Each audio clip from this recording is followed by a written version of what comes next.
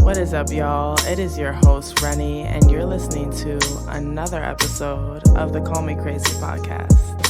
Like bustling?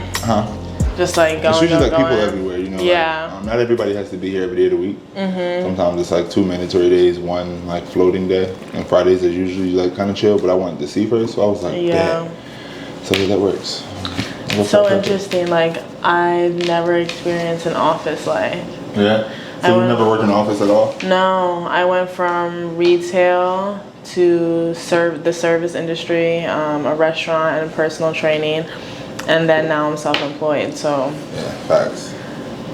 I feel like having to be somewhere would stress me out. But that's nice that the setup is kind of fluid. And like, it's very much so because like my friend, she's like a friend of mine. She's like my supervisor. So it's like I'm able to be super flexible. Like days where I'm like, yo, like flowers are kicking my ass today, I can't make it. She's like, no worries, just make it up by the end of the week, and like I do what I gotta do. So it's like I come, like I don't have a set schedule. I come when I can. If I can't make it that week because Florist got me, then I can't make it that week. And it's just... That's awesome because usually it's the other way around. It's like you have to keep this job to keep the other, you know, passion going. But it's the opposite for you. It's the opposite. It's like, that's the passion. This is just extra bread. It's just something to like have on paper. You know what I mean? Because like, I don't know, I feel like it gives me a little bit of structure right now that I need, because like moving to New York, because I'm from Virginia. So it's like moving to New York. I knew you were from down south. Like actually getting to finally talk to you. Like actually, I was like, yeah, he's definitely a Southern boy. Southern boy for sure. So it's like moving from Virginia. Did you want? Is this recording right now? It's recording, but you can just tell me. Yeah, okay. We good. I just wondered. I was like, it's probably recorded. Well, you were saying that it gives you a little bit of structure because moving from New York. I'm used to like structure. You know, I'm used to having like a 9 to 5. Yeah. So like right before I not right before, but like maybe a little bit like close to a year before I moved to New York, I had just like left my corporate America job. I hated it. Like quarantine, it really did it for me. Yeah, it was a perspective switch. It really was, and it was just like, you know, this ain't for you. So that's when we get into, you know, the questions that you ask. That's, you know what I mean? But we can go. So you take over whenever you're ready. So when did you make the move actually? What year was it? March. I just moved. Wow. It's not even a full year yet. Congratulations. Yeah, that's crazy because that actually like flows very well into how we met, because the way that you came into the room and set up your setup, I thought you've been doing work down here for years. Yeah, it was just, my sister is a nail tech in Manhattan, in Midtown. Imani Curious, check her out. She's great. But yeah, I was coming like up here to visit her all the time. I did like a preserve installation in her office. So, you know, I'm coming up here to help her set up and stuff like that. But like growing up, I always knew I would end up in New York some way, somehow. Like it fueled me, you know what I mean? So I was like, all right. And one day she was like, man, just fucking do it. Like that's when I got this opportunity for this job, and it just worked, because I was like, you know, I don't want to go out there. Like New York is different. It's a different ballgame. You can't go out there playing no game. You can take a leap of faith. You can bet on yourself, but it's fast paced. And you need a lot of money. A lot of money. You need a lot of resources. You need to like, you gotta like, you can never. So I'm like, So I just did it, and then ever since then, it's like things have just changed for me in regards to my work ethic, the type of work I put out. You know what I'm saying? Because of what's available to me and what's not available back at home. So you were doing florals before you moved here? Yeah, I was doing florals back at home for like a year. A year? I was doing them back at home. I was living in Virginia Beach, Norfolk, like Hampton Roads area, 757. Then I moved to Richmond, and then I was just doing them all over. Like I was just freelancing everywhere. Like wherever you need. Like I was in like Virginia Beach, Norfolk, Richmond. I would be in DC, sourcing everywhere, just doing what I could, because there were florists who were doing what I was doing, but not anybody who was doing what I was doing, if that makes sense. No, it makes complete sense, because I've never sought out an arrangement that looks like yours. I wouldn't even be able to tell anyone what those kinds of plants, they're not normal plants. Yeah. Well, they are, but I think it's all about like how like the type of designer you are. You know what I mean? Because like they're normal, but like if they're arranged to look like everybody else's, then they're gonna look. You know what I mean? But like when it's all about how you put it together. Yeah, no, truly. Like, I'm big on like color theory and like making sure everything I like to use, it has to complement each other. Yeah, it's very like, cohesive. You know what I mean? That's if it's not cohesive, like I switch the whole design up. You know what I mean? That's just I like to be neat and like tailored and tasteful. So, all right. This is a little bit different for my podcast viewers. They're looking at me, probably looking at like this sweatpant fupa thing that's going on, but they're looking at me and only me and not my guest. So I'd like you to introduce yourself and we can get into how we met and everything like that. All right. Hello, everyone. I'm Fred, Freelance Fred on Instagram. That's the only platform I have. So, so it's like I don't have no Twitter, none of that. But yeah, that's me. I am from Virginia Beach. I am 27. I'm a Cancer. Okay. Is that important to you, astrology? I think it makes a lot of sense. I think it plays a big part in the way you react to a lot of things, the way you process a lot of things. Yeah, I would say that. I'm not a astrology boy, but I would definitely say like I learn what I can, and I definitely like put it to use where it's needed. You know what I mean? So yeah, I'm a Cancer. I just moved to New York in March, as we discussed. I'm a floral designer, but I do like, and I'm glad we're doing this interview too because it allows me to voice that I want to do so much more than just floral design. I want to take it there. You know what I mean? Yeah. Like in all aspects of like being an artist or a creative or a designer. So yeah, that's where I'm at with it. Yeah. So because for me, I feel like, and maybe I'm just not choosing the right guys or whatever, to me, straight men have like women have such an affinity for flowers, and straight men have zero knowledge on flowers.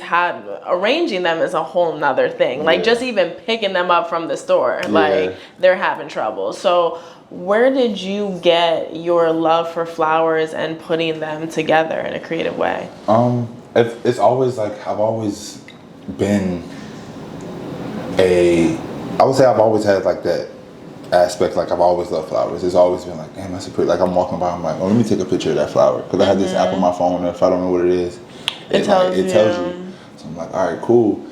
But my love for flowers started during quarantine. I had a quarantine fling or whatever, and I could tell how much it meant to her. Like, you know what I'm saying? Like, she would just voice it, and I would pay attention. And I think I'm so attentive because I grew up around nothing but women. Like, my mom, I grew up raised by a single mom. Then I have a little sister who's 2 years younger than me. So it's like, I'm all like, and then my mom was a cosmetologist. So it's like, I'm constantly around women all the time. So I pick up on like, what they like, what they don't like, you know what I'm saying, what annoys them, like and I'm able to pick things that they like and don't like and kind of like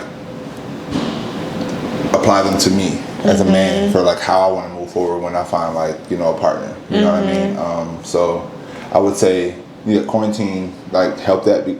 Quarantine is what really started it for me because, like I said, like, it's being so attentive because I was raised by a single mom and like so around women all the time. I was able to like peep like, all right, this is what she likes. You know what I mean? So it started where I was like going out and I was picking flowers for her. Like she would be like, I would love some flowers, or because she lives in Richmond, so I would like go and see her or whatever, and I would like make her bouquets. Yeah. And at the time, I'm just doing it because it's making her happy, not even realizing, yo, this is like fun. And it like quarantine was so rough and like I was so depressed. Like, I lived in a dark apartment, not dark vibes wise, but like it was red brick everywhere and I only had one window. So it was like, yo, you need fucking sunlight or you're gonna go crazy.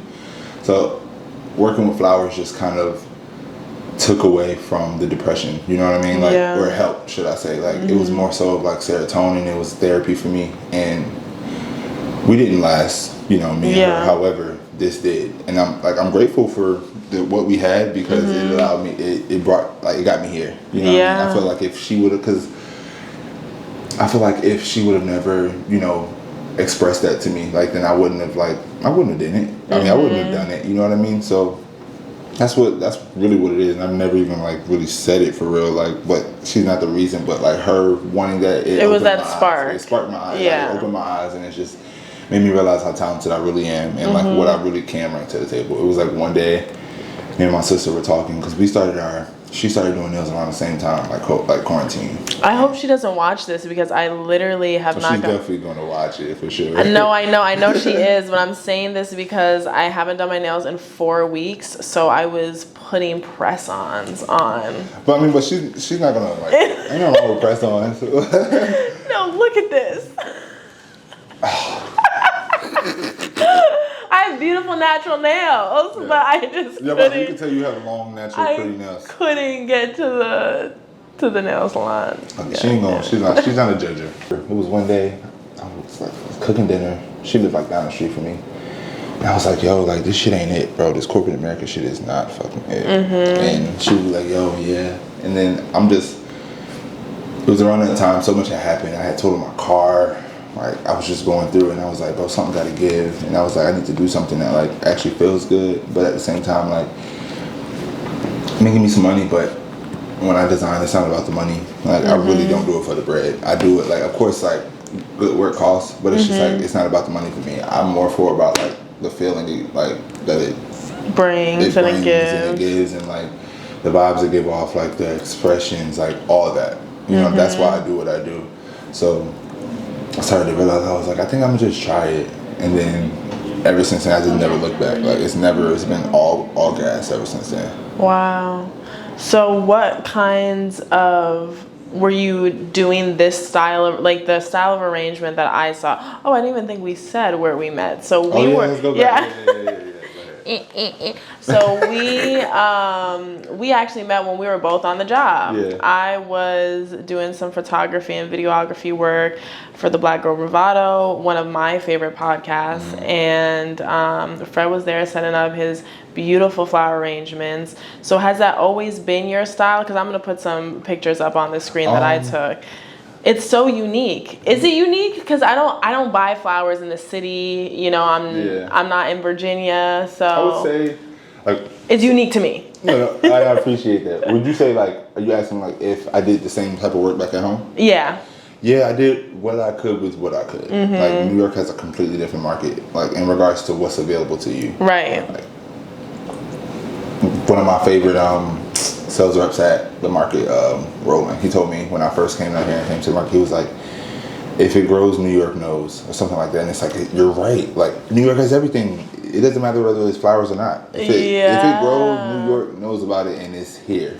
So he said that, and I was like, yeah, right. And I take that with me everywhere. I'm like, yo, I'm telling you, if it's a thing, it's New York. Like, so my work was pretty, like, and even if you go down, like, you can, like, if you put it in there, if you go down to where I first started, you can see the difference. Like you can see where I first started and like what was available to me. I'm snapping, like I'm spray painting stuff. Like I'm taking it to the next level because I don't see it out here. Right. You know what I mean? And the work was very similar, but it wasn't what it is now because of what I have available to me. Yeah. And if I have something that I've always wanted to work with, I'm going to use it.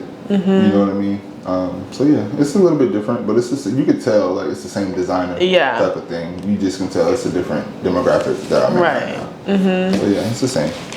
To be cliche, what's your favorite flower? It's between two. I'm gonna say if I can use an orchid, I'm gonna use it. Like I love orchids. I love the dimension about orchids. The color, like they come in all crazy colors, or not even crazy, but cool colors. But I also really, really, really love dahlias. And they actually are. This is the last week of the end season for dahlias. That are, like, you know, so I'm actually going to the market first thing to get me some for the crib. But yeah, I would say those two. I like the variations of colors that the dahlias come in sizes. They literally come in all types of sizes. Huge. But they can also come in little ones. That like, I've been using them heavy lately because they're in season and they're like one of my favorites. Yeah. And back at home, we really didn't get them like that. And if we did, they weren't really in the best condition. You know what I mean? Like out here, it's just different. You can get things in really good condition. Like they're fresh. You know what I mean? Like they take care. Not to say that's interesting to me because where is it coming from? Like upstate New York? So they come off like Holland. They come from like everywhere. Like Germany, like flowers be coming from everywhere. So they can preserve it that well to where it's coming, and you're describing it as fresher than Virginia? Yeah. So for instance, they get flowers in Virginia, but it's just different because the care for the flowers are different up here than they are in Virginia. You know what I'm saying? Like they can get flowers at the market in Virginia, and I don't want, because I hate to sound like I'm just talking shit about the market back in Virginia, but I'm not. It's just fucking fact. The care is just different. You know what I mean? Like you can get flowers. It's all about the harvest too. Like they could cut the flowers and package them up and ship all the flowers to New York, and they can get here within like a day or two, like express priority. And then the moment they get them, they're processing flowers, putting them in the water, you know what I'm saying, changing the water, like they're just taking care of it so they can sell, because the more, like essentially if they don't sell them, they lose money. Right. So it's like they're taking care of the flowers so they can, you know, continue to rotate them out and, you know, replenish and stuff like that. So it's just better care up here and it's like way more bodies in the market, like to take care of the flowers. Like, you know what I'm saying? Like they're very attentive, they're very detail oriented, like it's been a couple of times where I'm like trying to pick the right orchid and they're like, yo, be careful. And I'm like, yo, relax. Like, you know what I'm saying? Like, I know. But. So this series, like I told you earlier, we're in the Mahal Kita series in Filipino, which is part of who I am. It means I love you. And I'm not coming out. I came out with a jewelry collection called the Mahal Kita collection. So I was like, I want to talk about love right now on the podcast. And I have this jewelry collection coming out. Might as well name them both as the same thing, cross promote, do the thing. So as I say in every episode, the link will be down below to purchase. But yeah, so we're talking about love. I thought Fred would be an amazing person to talk about love with, not because I knew anything about him or if we've ever hung out before and dated. Yeah, I was about to say nah, like they probably think so too. But yeah, no. Nah, this is the first time. It's just other than when we met on the job. Right. It's just, I feel like flowers hold so much love, and like whenever I think about gifting flowers to someone, it's someone, you know, I don't know, gifting flowers is so personal. I feel like you can gift literally anything in the world, a gift card, I don't know, a snack, something. But when I get flowers, I feel overjoyed. I feel loved. It feels like someone's giving me a hug without even giving me a hug. Yeah. So that's the goal. Yeah. That's the goal for me. That's what I like to feel like. So I was like, you know what? Let's have Fred on. Let's talk about some flowers. I hate to like be the bearer of bad news, but y'all going out sad. And it's like, that's why when it comes to me and my business, I try to be as personal as possible, because I'm not, you know, like somebody who loves being in front of the camera. I try to be as personal as possible and let like guys know, like, yo, I'm telling you, it's so important. Whether you get her a bouquet, whether you get her a large, medium, or small, it's a thought. You know what I mean? And then, who better than for me? Like, yeah. You know what I'm saying? Because it's like, I just know what I bring to the table, and I know that like my work isn't like everybody else's. Are you going back to Connecticut tonight? Yeah. Yeah, I don't like sleeping here. I'm like, but you're not even so you don't want to move to the city or to No, I moved away. I grew up here. Oh shit! So let's talk. Let's flip it. Where are you from? I'm originally from Queens. My father still lives in Brooklyn. I didn't grow up with my father though. Yes, I will. I grew up with a single mother as well in Queens, and connected with my father, you know, in my late teen years.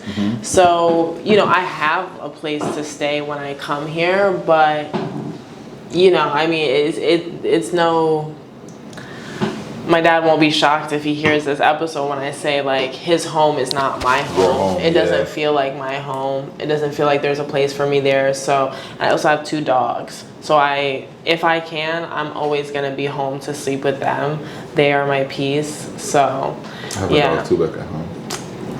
I can't, like, honestly, you know, go there, it makes me kind of sad because I feel like I abandoned him sometimes. But it's just like I'm literally so career driven right now and on go. I don't have really time for him. But it's like him and my mom are freaking fucking frack. Like, you can't, you know what I mean? Like, you can't separate them. Even if, like, I would feel more bad leaving, like, say I was taking him. I would feel horrible. My mom would call me every day crying, and then Like, dog anxiety is real. And I feel like he would literally be so anxious all the time because him and my mom spoils him to death.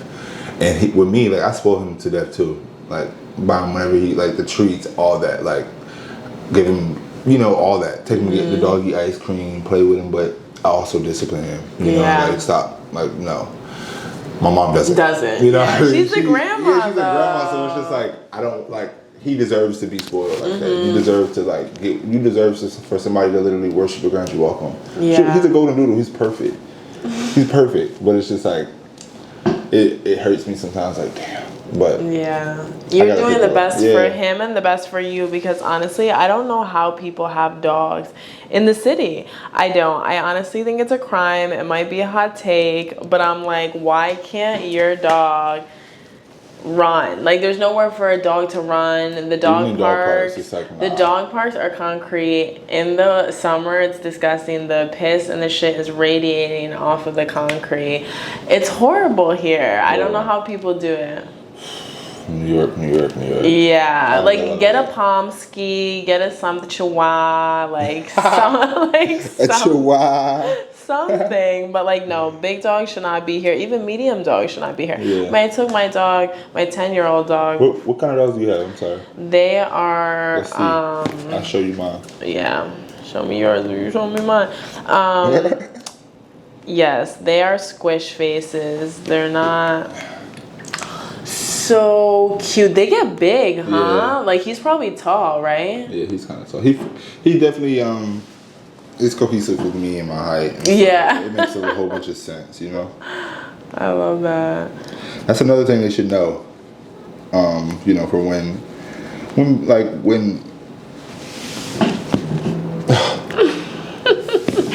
they're both half Shar-Pei. I could tell. You could tell with them. Yeah, Bo is Shar-Pei Beagle, and then Sasha is Shar-Pei Pug. Yeah, that's crazy because you can. It's a 50-50 of both. Yeah. I was gonna say, looks like a big pug. Everyone calls her a big pug. Hey, what the fuck? But she don't have the buggy eyes. Yeah, she doesn't. So it's like it's just a snout. Yeah. The snout. But yeah, they're cute. Yeah, they're my little squish faces. So I see what you mean. Why? I didn't mean to. So yeah. You Yeah, I'd be going home. It's not that far, right? An hour and a half? Yeah, no, and by the time that I'm heading home, it'll be probably a straight hour. Traffic will die down. Maybe. Yeah, exactly. And, you know, honestly, I've got meetings in the morning. I've got a full day tomorrow. So I'd rather wake up home and get ready at home than wake up somewhere else and, you know. Especially somewhere you're not comfortable. Exactly, yeah. Like, I'm just saying, I'm going to go home. I'm going to go home. I'm sorry, I'm going home. I have my car and I'm going to go home. Yeah. Like, that's me. Like, that's the thing that it's really hard. Oh, yeah. For me to adjust to, like, not having a car. Because I'm used to, like, Virginia, you can drive. Like, I'm used to driving. I've been driving since I was a teenager, so it's like, sheesh. But I didn't think about how much I would need one, being that I'm a florist. You know, like, you need one for deliveries and stuff. Yeah. I didn't think about that. It just completely slipped my mind. I'm like, oh, I got the train. I can pay Ubers. It's expensive. But it's just like, I don't like relying on nobody but myself. Right. So. And then also, like, I'm sure you could have, like, a better setup in the trunk or something if it was your own car versus an Uber. Yeah. I have so much in my car. Like, I still have a lot of personal training equipment in my car. I just, like, never want to be unprepared. I'm like, just keep it all in there. Yeah, just keep it all in there. I'm the same way. My mom's like, you're spending more gas because your car is heavy as hell. And I'm like, well, that's the thing. It kind of makes sense. I guess the heavier the resistance, like, the more gas you burn.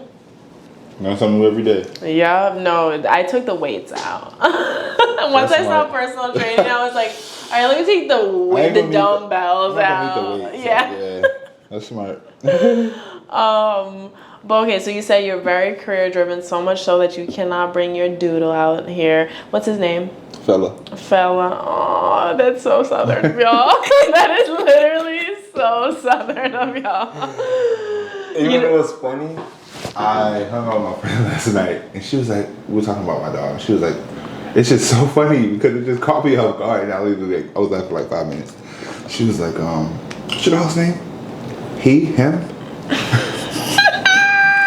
You see why it's funny though, right? Like, Yeah. Are you trying to be funny? Yeah. She was definitely trying to be funny, but at the same time, she was very serious. So. But yeah, it's very Southern. But yeah, so you don't have enough time to have a dog.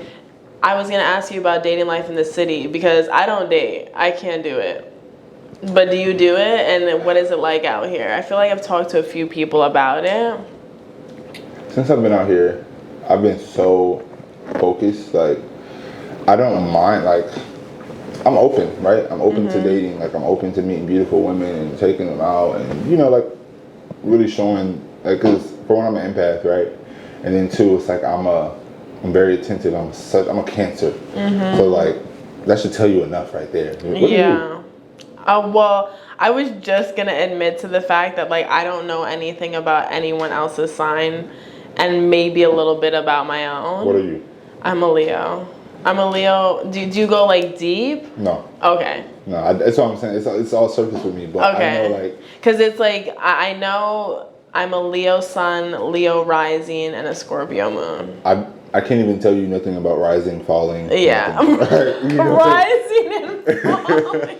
Like I couldn't tell you nothing about none of that. So it's just like I know a little bit about like who I'm compatible with, like what makes sense. But I also believe in to a certain extent because you like who you like. Right. You could be so different, but it's just like it's something about you that I can't let up. Like I can't let up. You know what I mean? So it's like I believe in to a certain extent. I like to know what you are just so I know what kind of traits and characteristics and how you know what I mean and stuff like that.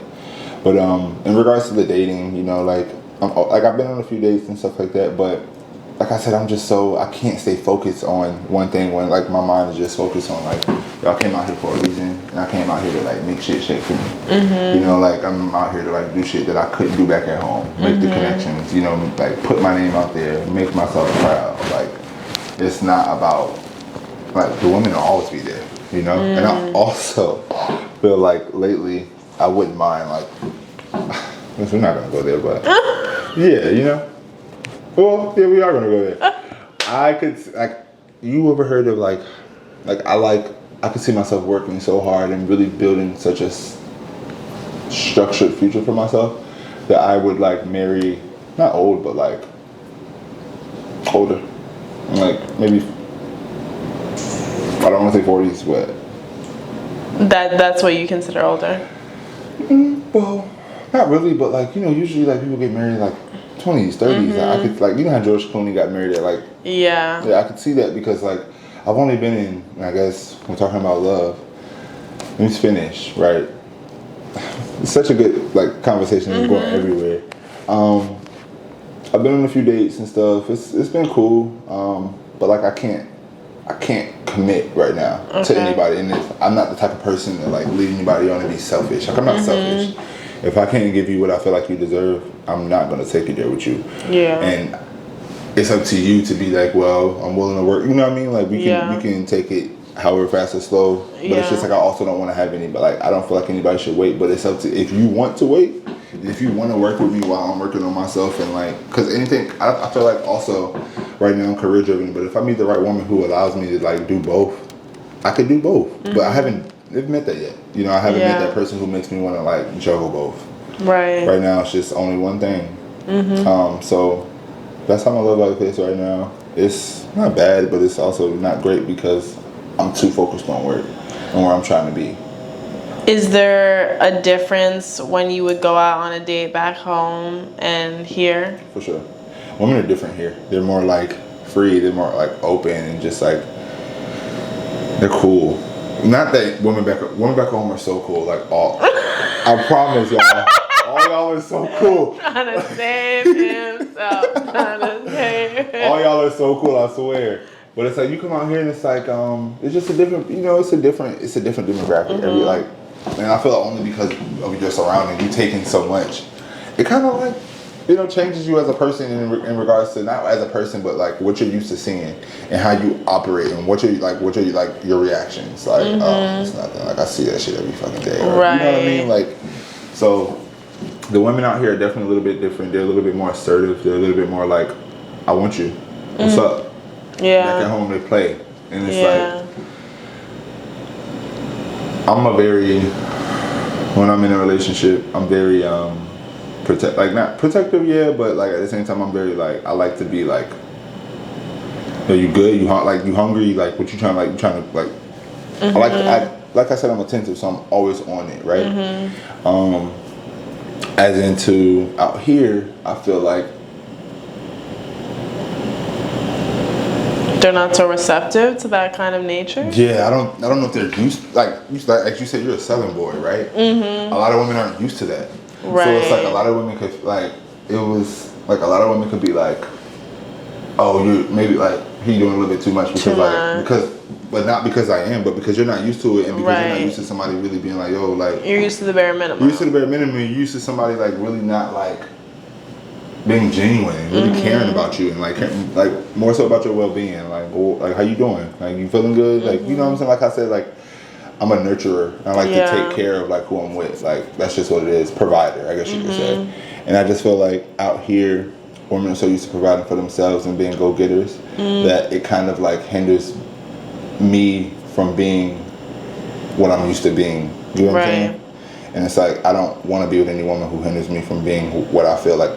Like I said, I like being a provider. I like my woman to feel like she's safe, right? She don't gotta worry about nothing.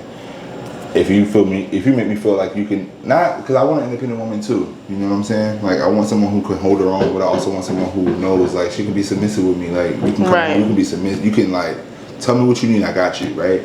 But I feel like that's just a little bit harder to find out here than back at home. If that makes any sense. No, it does make sense. I mean, I find the difference. I see the difference just within an hour and a half of a drive.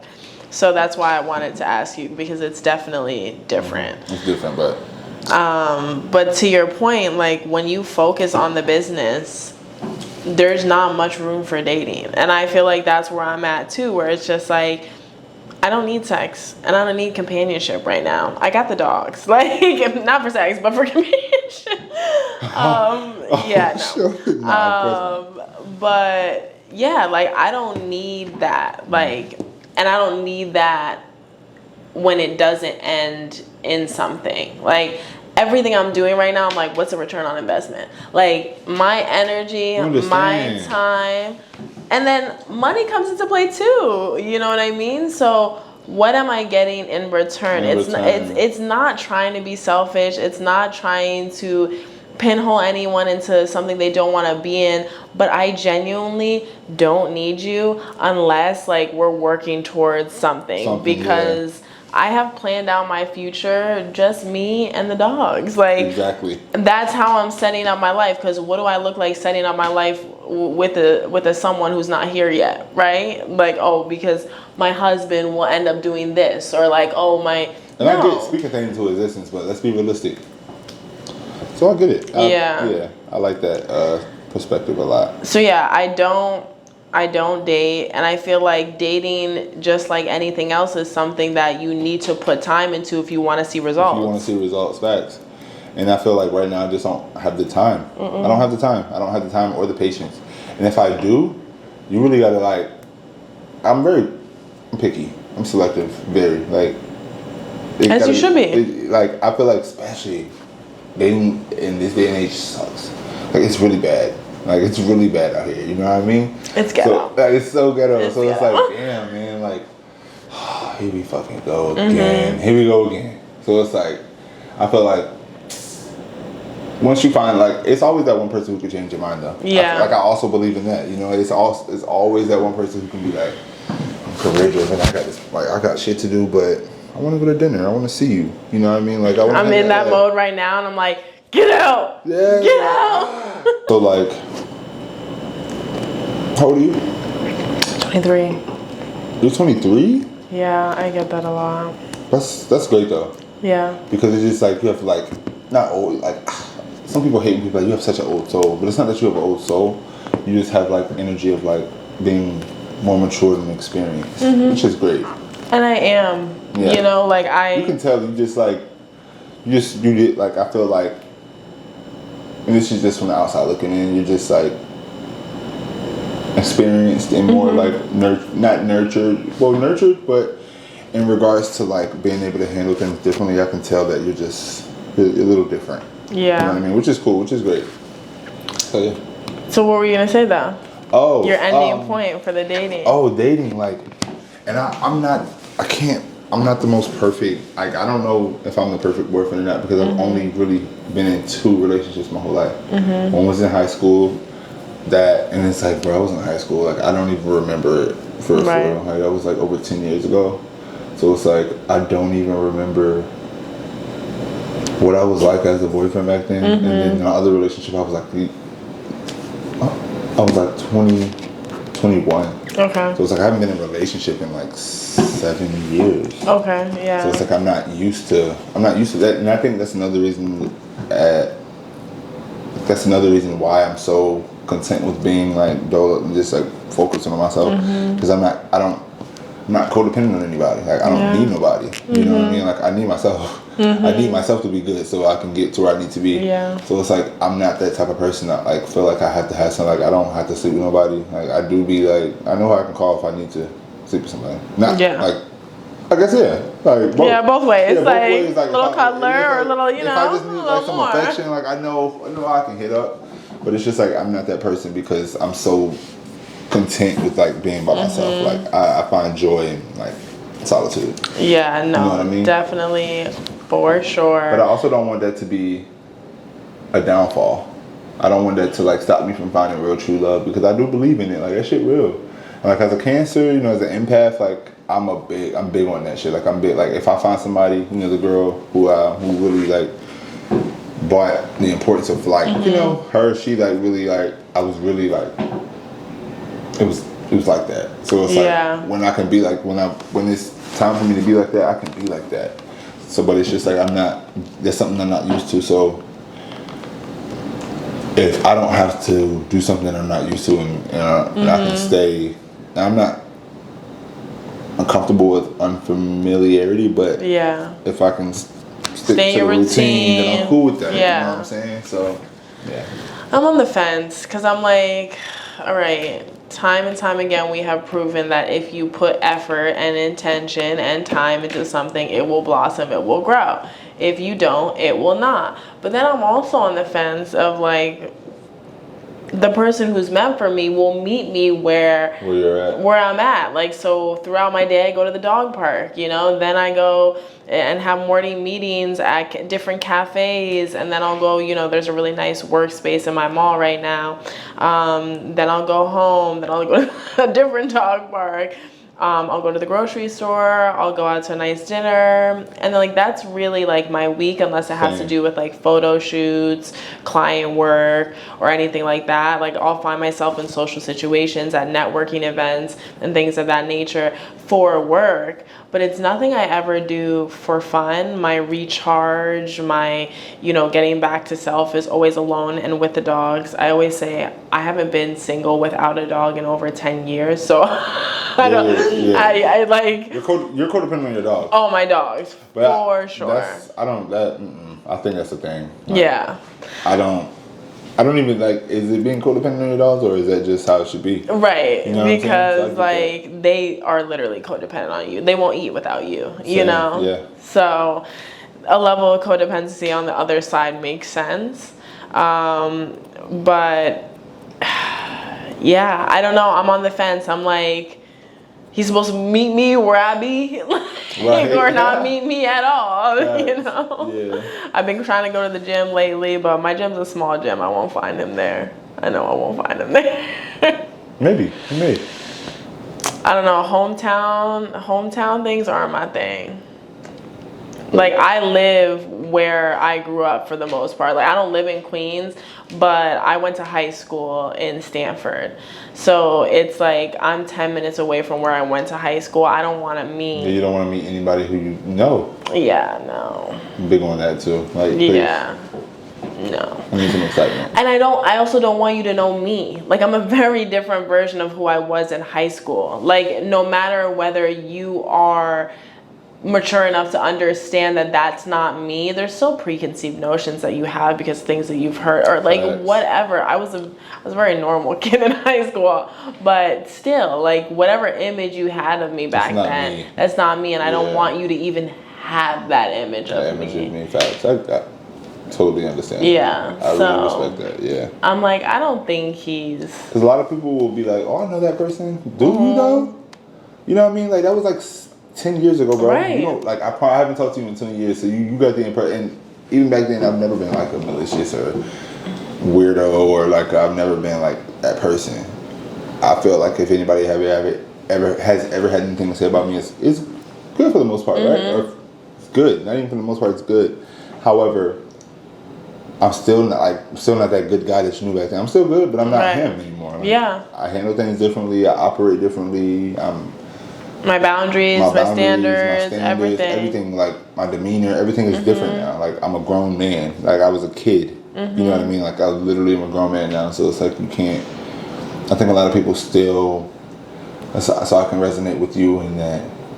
No hometown type of love. However, they always not want to spin the block, but they always want to see what's up. They always wondering. Wondering what's up, right? Yeah. I'm good on it though. Absolutely fine without it. I'm good on that, so I get that. Yeah. So to end the conversation off, I was thinking about this when I was making this outline. I was like, I haven't asked anyone this question, but it makes sense to ask this question because of the series title and name. But I just like hadn't thought about it until just now because I realized that ever since my last relationship, I am the most lovey version of myself. I tell my friends I love them. I tell my family I love them. I've always told the dogs that I love them, like verbally out loud, even though they don't understand me. But I do it all the time now. And I feel like I was so I was drained of love. I was giving so much and getting nothing in return that now I just want to give it all and make sure that the people that I truly love know that I love them. So it's funny, like a couple months in of me being single after my abusive relationship, I had reintroduced myself to someone I was internet friends with. We both were photographers in Connecticut, both knew of each other. We're actually supposed to shoot at one point, and I think I like fell asleep. I slept through our session or something. And we have been friends for almost a year now.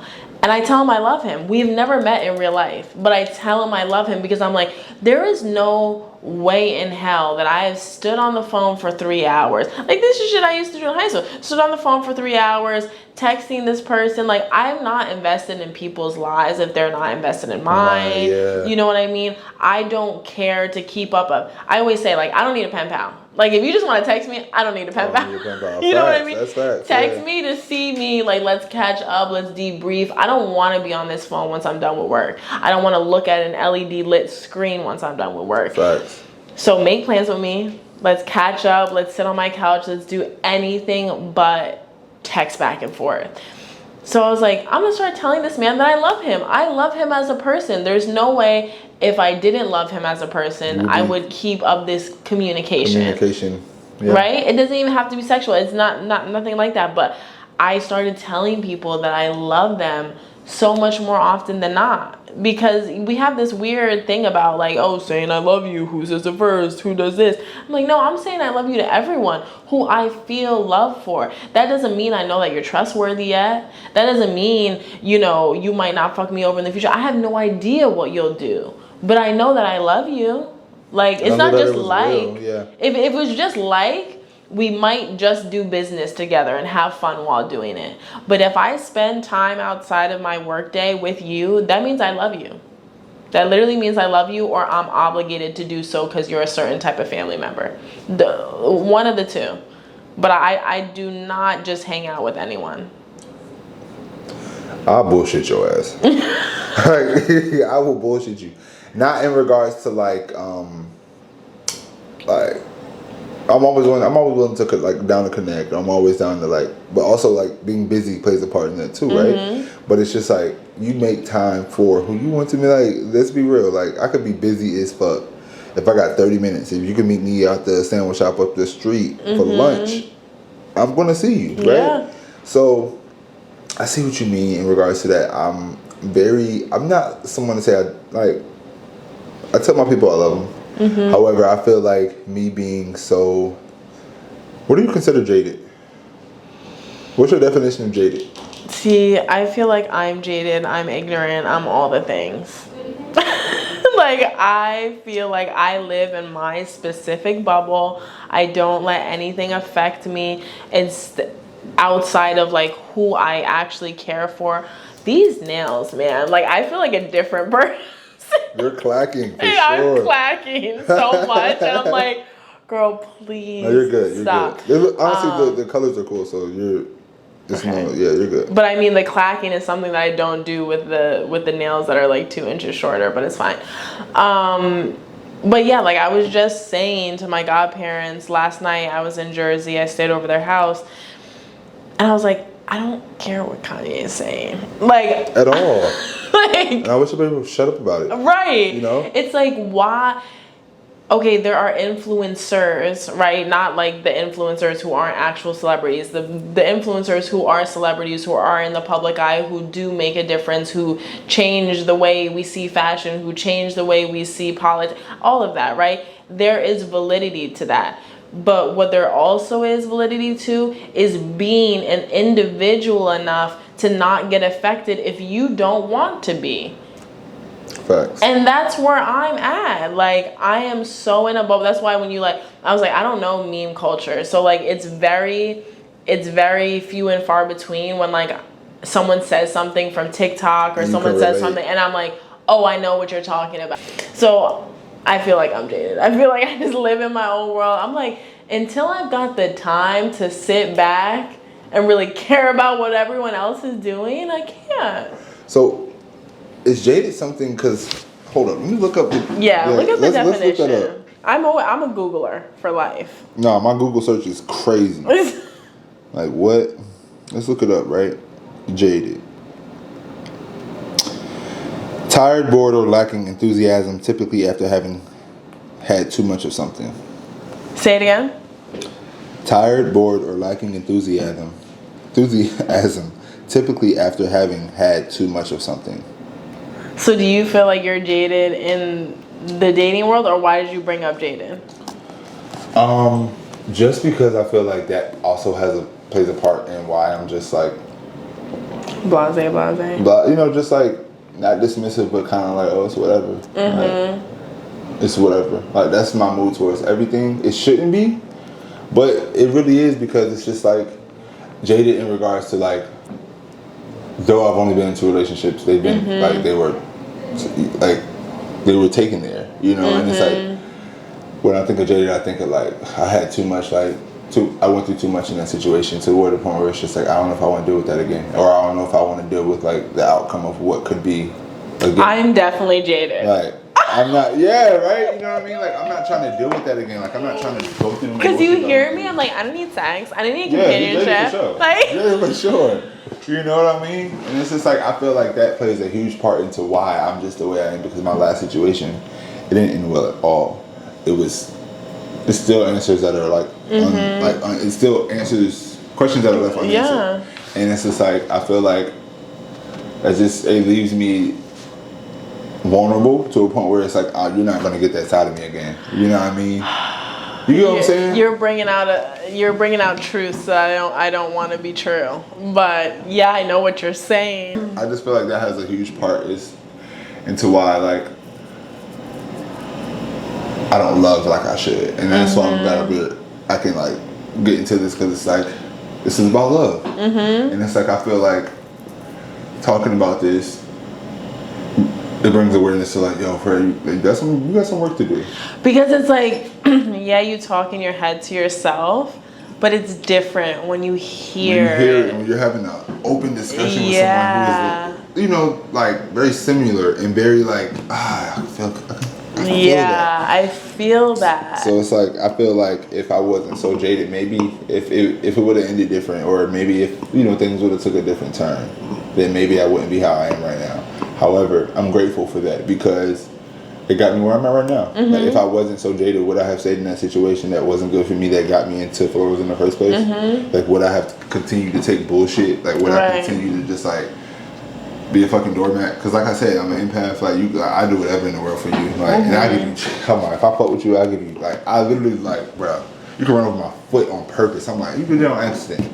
You know what I mean? Like, it's like, it could be bad when you really fuck with somebody and when you have like a big heart and you really just want it to work out, right? Yeah. You know what I'm saying? Yeah. So it's like, I feel like if I wasn't jaded before situations like occurred, I would be in a place where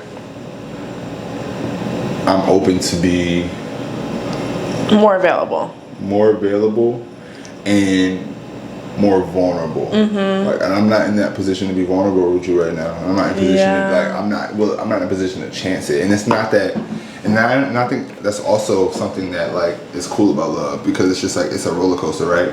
So right now, I don't like that about love.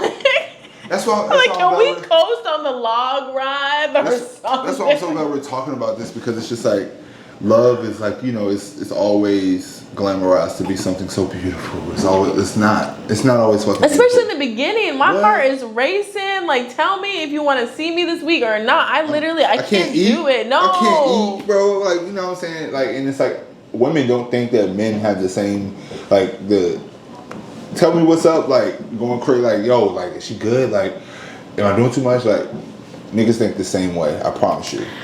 I'm gonna need to ask you some questions off air. I promise you. Like, you know, we can talk. So it's like, and honestly, this is gonna be one of, I want to do this again. And next time, like I said, I'm gonna get right. Yeah, I'm gonna show some faith. I may pop in at the end, but it's like, you know what I mean? Like, I definitely think that, like, love isn't all that is. It takes a lot to get to that blissful. Yeah. It takes so much to get to that blissful point of love. You get what I'm saying? Oh my God, do you have an extra sticker? I would want one. If you have an extra sticker, I would like one. This was That's made. A case. That's a oh case. Shit, that's cool. But I do have. If you have my, I want one. Do I have stickers on me? I don't think so. Oh, I might. But I'll get you a sticker. But yeah, you know, it takes a lot to get to that blissful, just like I said, theory, just like, I deserve this type of love. Right. Because not everybody's deserving of love, but also you gotta think about karma plays a part into that too. Like, if you didn't put out bad shit, like, don't expect to get good love. Like, you're gonna get that bad back. Yeah. Before you get that good again. And, right. You know what I'm saying? Like, I'm big on that shit. I'm big on good karma. I'm big on bad karma. I just feel like so much plays a part into love, being jaded, you know, being healing, you know, and like really being able to like be available and like understanding for feelings and just like everything. So, say it. Right now, baby. So. Oh, no, not right now. Hold on, let me get sit down. Call me crazy. I wish. I promise next time I'm gonna be on camera, I swear. I know, I was gonna say, I wish you guys could see his face right now. And within the next couple of weeks, I want to do it again on a different topic. Yeah. It's like, you got me like, damn, like, it's opened a new, like, door. Am I really as shy as I think I am? You know what I'm saying? Just with the right person. Damn it, Fred, are you as shy as you think you are, brother? Probably yes and no. However, I do think, like I was telling Rennie, podcasts, call me crazy to be specific, I think they are way more important. Not way more important, but they're just as important as music. Because you learn so fucking much. You know what I mean? You can learn from somebody crying. You can learn from, like, it's more feeling. Yeah. Because you can feel like, I think, voices, like, in hearing how people communicate, you hear like pain in their voice, you hear it all, and it's just like, you don't have to see it to feel it. And the conversation and the actual material that comes with a podcast is just different from music. Yeah. And this is something I can appreciate. So I definitely want to. Maybe we should not hate next, but you know, we should get into something a little bit deeper. Yeah. No, I'm down for it. So basically, all I think about. And then when we do it, I'm moving into like a studio soon, so. Well, not like moving, but like a work studio, so we could like, you know, we could be in like my workspace. Yeah. No, so I mean, selfishly, it's been a really good concept to record wherever the person that I'm interviewing feels comfortable, because number one, I don't have a studio. And then number two is it brings more of that person to the visual aspect of the video. You know, some people just like listening to the voices, some people like watching the, you know, visual aspect, and some people, because of the voices, are like, I need to know what this motherfucker looks like. Right? Yeah. So a lot of the times I'm in someone's studio, I'm in someone's home, and that brings so much of their essence to the table as well, that like just adds a little bit of oomph to the subject. And I also think as understanding, you know, because you get so much feeling, you get so much understanding about how a person is from their space. Exactly. You know what I'm saying? Exactly. So this is exciting. I'm excited. We're gonna be in the studio soon, y'all. You gonna see the Fred's face. I swear y'all gonna see my face. Yeah. I swear. I promise. I was telling Rennie, I was like, it's just, I'm somebody who's like, I'm not really big on like taking pictures of myself. I'm more so taking pictures of my surroundings and like what I think is beautiful nature wise, and like sometimes you ever seen like people like reading a book and they just look so calm. You take a picture. I'm more so that guy. Like, yeah. My phone is full of flowers, nothing but flowers, like dogs, just random shit. But it's never like it's really like rare you'll catch a picture of myself on my phone. Yeah. And I don't think it's because like I'm like insecure, or because like I just think I'm okay with just like living through the moment. Living in the moment, like you know what I'm saying. Like, you know how people, they go somewhere and they take so many pictures. Like you go somewhere beautiful and you take so many pictures, you come back with all this content. Me, I barely have any because I was enjoying myself. I was taking time to be present. You know what I mean? That's just who I am. And all my people will tell you that, like, they have pictures of me, but it's usually like nobody has recent pictures of me from when I like really realized who I am as a man, as a black man. You know, and who I am as a young black entrepreneur, young black designer, young black artist. I prefer to be off grid. Yeah. You know, like if I like with Banksy. Now he just puts out work and you don't know what he looks like. Yeah. I'm okay with that because it's like, it's not about me. But I understand, you know, like, there is an aspect to what we do as small business owners where people love the parasocial relationship that comes with knowing who you are. Oh, I'm supporting a black artist. I had someone today on the phone with me. My photography page icon is a picture of me, but to the blind consumer, that could be just a picture of a model. Right. So I was on the phone. It's like that usually, though. Right. So I was on the phone with a prospect or a potential client, and she was like, I gave her some time frames that would work for her shoot. And she was like, well, I'm just a little bit nervous because, I mean, I'm sure you've seen from my Instagram page, that's where she reached out to me, I'm black. And I was like, oh, I don't know if you saw from my Instagram page, but I am also black. And she was like, no way, that makes me feel so much better. Wow, I'm gonna put you in my Yale group chat where we are always looking for like graduate pictures, event pictures, this and that from another black business. Yeah. And she had no idea. She was ready to hire me thinking I was anything but black. So it's important. It helps. Yeah. It hurts. Right? It could hurt in some instances, someone knowing that you're black before they meet you, before they see your work. But there is something to be said about the fact that, like, I feel like, especially since COVID, people knowing who they're buying from and who they're supporting. It's important. It's important to the people who are genuine, and it's important to the people who just want to show off that they're helping people. Right. You're right. You're absolutely right. Everybody been like beating into me like, yo, my nigga, get the fuck out of here. And it's like, I'm not in my head. I'm just in my comfort zone. Like, I'm comfortable being in the shit. Like, I'm comfortable being behind the scenes. I'm comfortable with not being in front of the camera. Like, I'm very personable. You know, I'm personable. I can literally spark up a conversation with anybody. You know what I mean? Like, if you know me though, but you gotta know me to know that.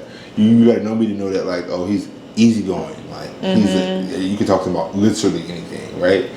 But it's like you wouldn't know, and I think that hinders me in a way, because it's just like, don't nobody want to, like, they could let it work, but like, what if the person who they buying from is a piece of shit? Right, they have no idea who you are. They have no idea, like, and it's like certain times when I'm in the market and I see like another designer who I follow, who we know mutuals, and I'm like, oh, are you so and so? And they're like, yeah, who are you? And I'm like, you know, freelance Fred. They're like, oh my god, so good to finally see you. Like, I get that so much, and it's like, damn, bro, like, I get it. Fuck, like, I'm working on it, like, you know what I'm saying? But it's like, for somebody who's not used to that, it's kind of scary. Yeah. Like, it's scary for me to really just put myself out there. Because the thing is, you know your work and the value of the work that you do. Yeah. But you're like, will that change that if me as a person comes into play? Because entrepreneurship is very wishy-washy. It really is. You know, where it's like,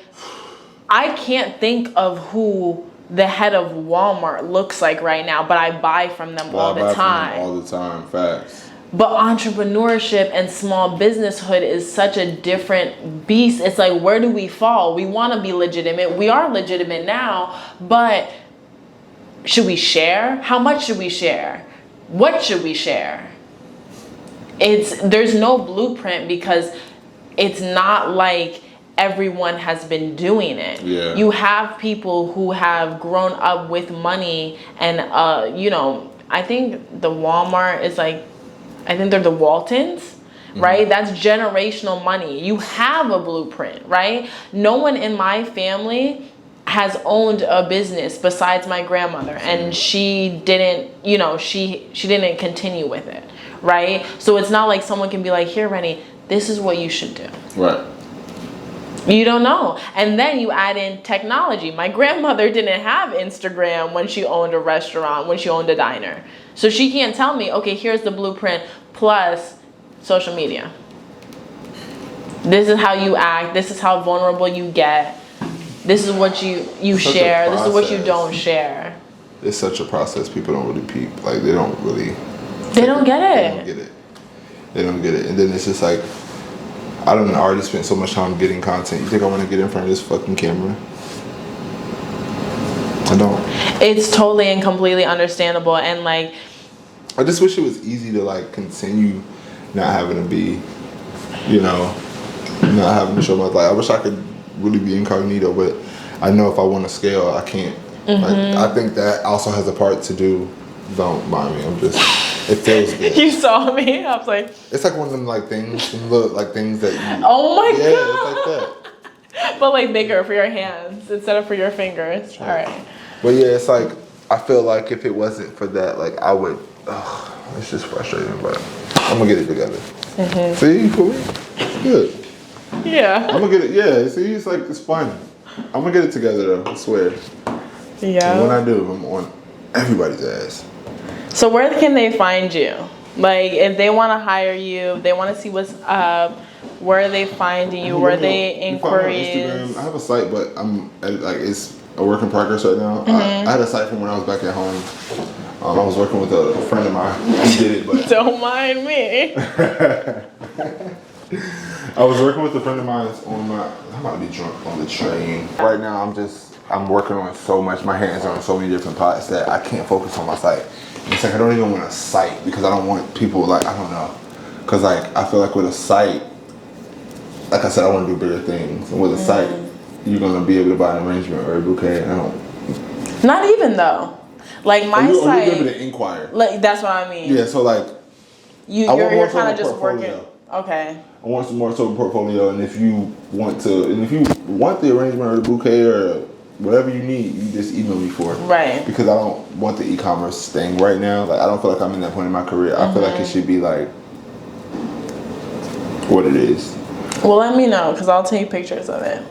Yo, I was gonna say, like, when I'm doing a pop-up soon. Really? Yeah, I'm doing, so I can tell you, I'm collabing with this. She owns a studio in South Orange, Jersey. It's a really, I'm gonna connect you with her. She's amazing. She has a really nice studio, black, young black woman, like 25, I think. It's called Black Studios. I'm gonna send you her page too. I've posted it a couple times. She is just like, the studio is just very like, it's aesthetically pleasing. Yeah. You know, it has the exposed beams, the brick, the big windows, the lighting. The industrial. And we're collabing soon.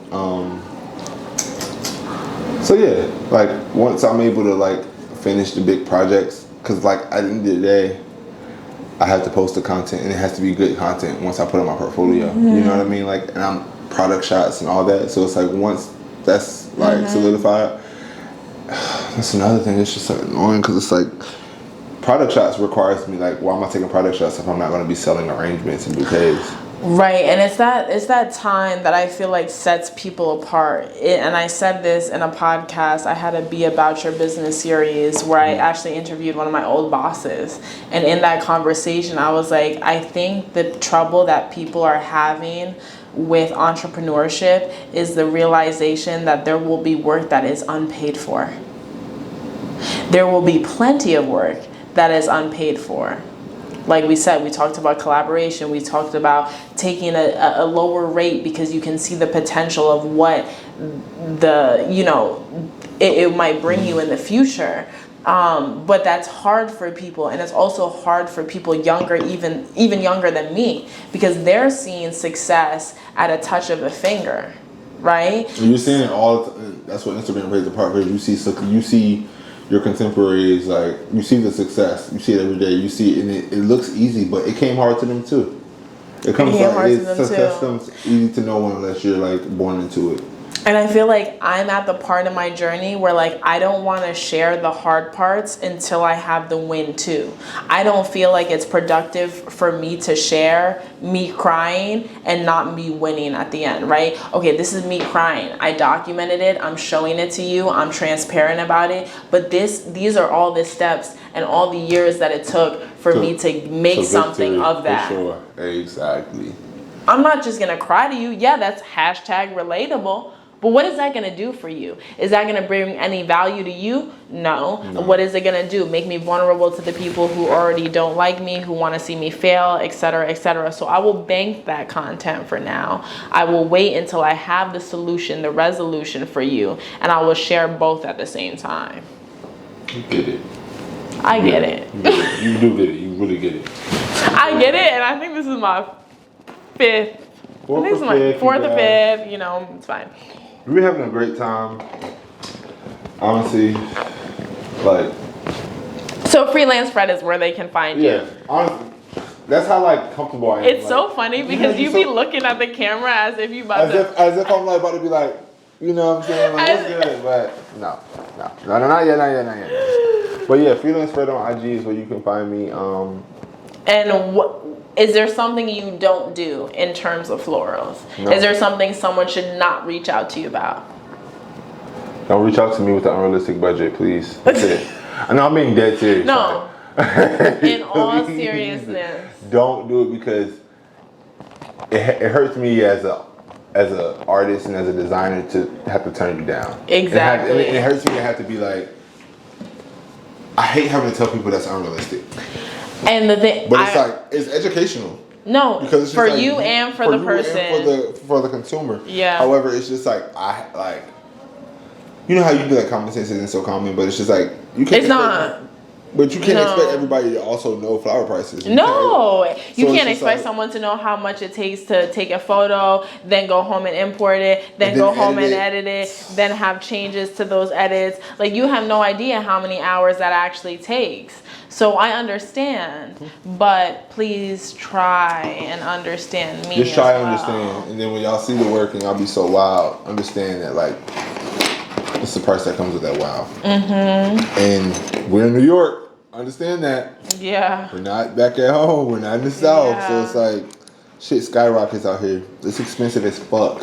And it's not, and it's just not your materials. It's also the fact that you live here and you're local. And you're able to come to these venues and these galas and these places because that takes a certain type of price point for your rent. That takes a certain price point for your daily expenses. That takes a certain price point for your transportation. It all matters at the end of the day. And then with the skyrocketing and the oil and everything like that, like, you know, I've had to adjust my prices too, because it's like, I usually allot an hour round trip for free for a client. But shit, the gas almost got to $5 a gallon in the East Coast. In Bumba, in Connecticut. I was like, listen, prices are going up, y'all. I knew you would love that. That's funny. Prices are going up, so it's like, when you reach out, just be realistic, but at the same time understanding that, like, how much time and passion, dedication, and love. Let's end it at that. Understand how much love goes into me and Rennie's careers. You know what I'm saying? Like, we put Matt, and you can see it in our work. You know, whether it's her videography, her photography, her clothing, like her clothing, her accessories, her jewelry, anything. Love goes into that shit at the end of the day. Love goes into my shit at the end of the day. And you feel it. When you look at it, what Rennie said to me, when I look at your work, I feel like love. You, like, and that's the goal. So as long as people feel love like Rennie did, then I know I'm doing something right. And when I look at your work, it's like a warm, it's like, oh my gosh, she's so like humble, she's so like warm, she's so, no funny shit, like from the outside looking in, it's just like, man, she's so like, I want to meet her, like, you know, like it's that type of shit. Like, it's very welcoming. It's very nurture. It's embracing. So it's like, just keep the fuck going. I love hearing that. No funny shit. It's like that. So just keep, like, as long as we continue to like be ourselves, and I feel like we continue to be authentic and genuine with what we do and who we are, then we'll never lose. No, I'm never gonna lose. Because also at the end, I'm gonna leave it with this. I'm gonna leave it with this because we will be here for 6 hours, if not. Right. The lights will have been gone off. Okay. I'm gonna leave it at this. I feel like even though we might not be the Walmarts at the end of the day, if we're doing something that we love with pure intentions and valuing our worth, we can't lose. Just like you said, we can't lose. We might not be Walmart, right? We might not be fucking people over for their money, getting the best, you know, profit margin this world has ever seen. And that's what makes us different, because I'm not fucking you over. Like, that's not my goal. That's not the goal here for us. The goal isn't to fuck you over. The goal isn't the profit margin. Of course, we got to survive, but the goal at the end of the day is the outcome. It's about the love you put in. It's about how people feel about your work, how it's perceived, you know? And we care. Yeah, like, that's all it's about for me, you know? And another part of why I said, oh my God, yo, we could really keep going. We could really keep going. But like, another part of why I feel like breaks are necessary, because the moment you feel, and this is for any entrepreneur, right? The moment you feel lack of passion but more profit, it's time to take a break, because it's going to show in your work. You know what I'm saying? And the craziest thing is too, it might not show to the customer, but it would show to you. It would show to you. It would show to you. It may not show to the customer because they're just so mesmerizing. They're just so like, oh, you're the greatest. You're the great. You're like, right. And I'm like, but it's been better. But it's been better. You know, it's been better, and I know I can do better, and I know what I'm capable of. So with that being said, it may feel good to you, but it's all like, I understand. I'm in this business to like make a change, and like I want people to look at florals different, you know. However, that's like my goal. Like, I want people to, like, for instance, like, since I started, people look at me, like, people will send me stuff flower related, and I thought of you, and I'm like, damn, like, that's what the fuck I'm talking about. Right. Like, when you see you see any flower, you think of Freelance Spread, and I like that, because it lets me know that, like, you're making an impact. You're making a stamp. I'm making a stamp on this shit. Yeah. But it's just like, at the end of the day, y'all gotta respect the artists and understand, like, when we don't feel good, the work we put out may feel good to y'all, but honestly, when it comes to, I think honestly our vibrations go into our work too. So it's like, if we feeling off, the work may come out looking good to them, but I feel like it's to us it's not the complete. And I feel like it sits dormant with the work. Yeah. You know, and I feel like it may not come off at first as being like, for instance, if I've told you to do it now. Do what? All right. So I want you to pick up that hoodie because you've said something 3 times, and I'm like, no way. What I said? Turn around. Oh wow. That's my collection. You sell these? Yeah, look, bro. Oh. That's my logo. And brown is everything too. Send me the link. You gotta order online. Yeah. This is good quality. Fuck. Isn't that crazy? Yeah, you said it twice, and then you said it the third time, and I was like, he gotta pick up the hoodie. But no, I'm gonna get a hoodie. Send me the link actually right now so I can buy one for me. But I love this. But give yourself a grade.